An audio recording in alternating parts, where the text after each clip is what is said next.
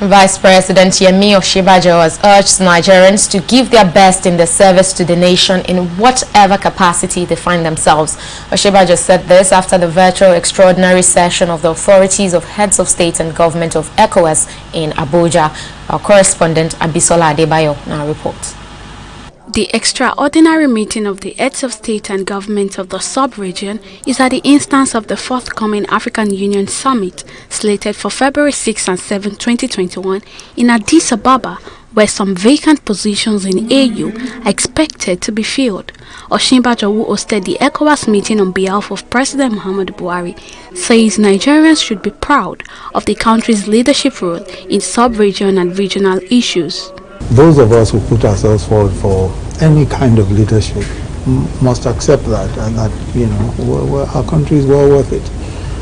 Look at the number of young men and women every day, policemen, soldiers, you know, civil defense people, even civilian joint task force, who put their lives on the line regularly for the safety and security of this country.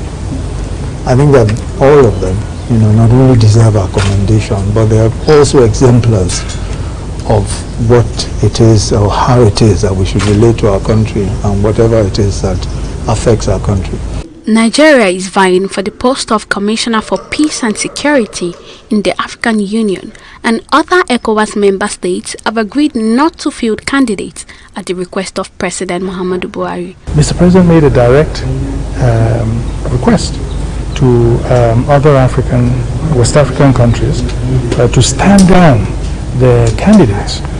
Ghana had a candidate for deputy chair of the organization. Burkina Faso had a candidate who is an incumbent to let our candidate go through for the same commissioner position, and about 3 or 4 other countries also had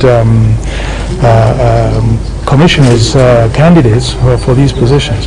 And because of the huge respect they have for Mr. President, they all today stood their candidates down.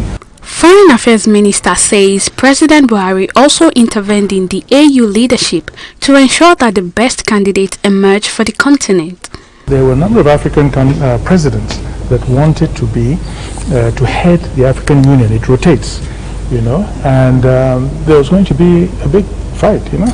Mr. President again very quietly intervened and indicated that maybe 2 of them should step down, and indicated the candidate that he felt should be allowed to go, and they all followed, you know. At the end of the meeting, ECOWAS member states agreed for Senegalese President Macky Sall to take over as the chairperson of the African Union from 2022.